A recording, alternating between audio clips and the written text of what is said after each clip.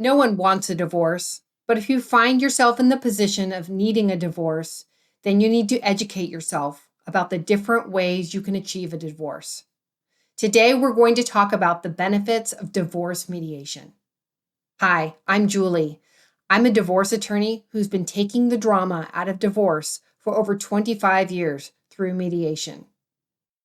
Although I love mediation, mediation is not the right fit for everyone. So let's educate you today about what mediation is and isn't so you can make the best choice for you. So, what is divorce mediation? Divorce mediation is where an impartial third party guides you through until you reach a divorce settlement. A mediator is not a judge and is not an arbitrator. A judge and an arbitrator make decisions and they impose those decisions upon you.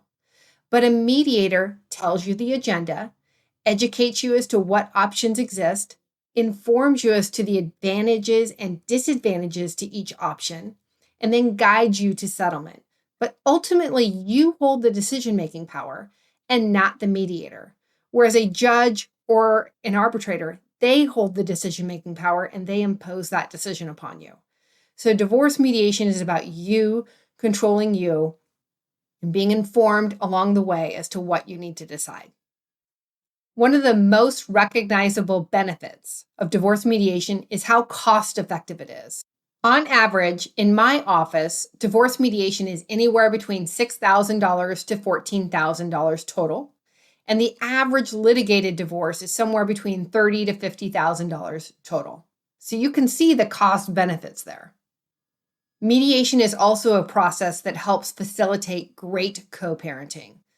It's true that litigation can get you there, but it's very unlikely to get you there. Why? Because it's pitting both sides against each other. So it doesn't make you or encourage you to want to work with the other party when co-parenting issues arise, and they will. Mediation forces you to work together to figure out what's best for your kiddos in this moment, and it teaches you the methodology and ways to engage with each other and to hear each other so that you can be the best co-parents possible in your post-divorce world. One of the other benefits of divorce mediation is that you control your outcome. Although the mediator is there to call balls and strikes and to guide you through and reality check you, ultimately, you hold the decision-making power. So you and your spouse can craft something that works for both of you. It may be very unique. It may be cookie cutter. But either way, you're controlling your outcome and not having it imposed upon you by a judge or the court system. It's also true that divorce mediation is far, far less stressful than a litigated divorce. Don't get me wrong, both are stressful, but one is far more stressful. If we're talking about a Geiger count of 1 to 100, divorce mediation is probably going to be a 50, and divorce litigation is probably going to be 100. So they're both stressful, but one is significantly less stressful. Litigated divorces also take a really long time. On average, a litigated divorce takes about 12 to 18 months. And a divorce mediation, on average, takes about 4 months. Now, in my office, I can complete a divorce mediation as quick as 6 weeks, but most of my parties can't do that. And that's okay. They need time to think, they need time to process. And so the average is about 4 months. Do attorneys attend mediation sessions? Yes and no. I have a rule that if one attorney attends, then both attorneys will attend. I don't let one party go unrepresented in my divorce mediations. So that means the majority of the time, like the far majority of the time, my couples do not have attorneys in their divorce mediation.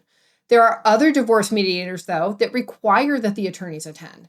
So it really is a case-by-case, party-by-party, mediator-by-mediator scenario. And so it's okay to ask your divorce mediator that question. Let's talk about when divorce mediation is not the right fit for you. If you don't trust your spouse to disclose assets, to disclose income, if you can't stand up for yourself in mediation, if you need somebody to advocate for you, if you have been in a physically abusive situation, you should not be in divorce mediation. Those scenarios create a power imbalance that is very unlikely that you will not get a fair shake in your divorce mediation. Because remember, ultimately, you decide how you proceed. So, although divorce mediation is awesome at cutting costs, is amazing at creating co-parents, reduces the stress, and helps you control your outcome, as you can see, it's not the right fit for everyone. So, if you've been in a situation where you have been abused, you can't stand up for yourself, or you don't trust your spouse to fully disclose assets or income, then you should not be in divorce mediation and you should go hire an attorney and litigate. So if you find yourself in a situation where you need a divorce, you trust your spouse to disclose the assets and income, you trust yourself to stand up, you have kiddos, and you want to save some money, you should try divorce mediation. If you'd like a consult with me, click on the link below.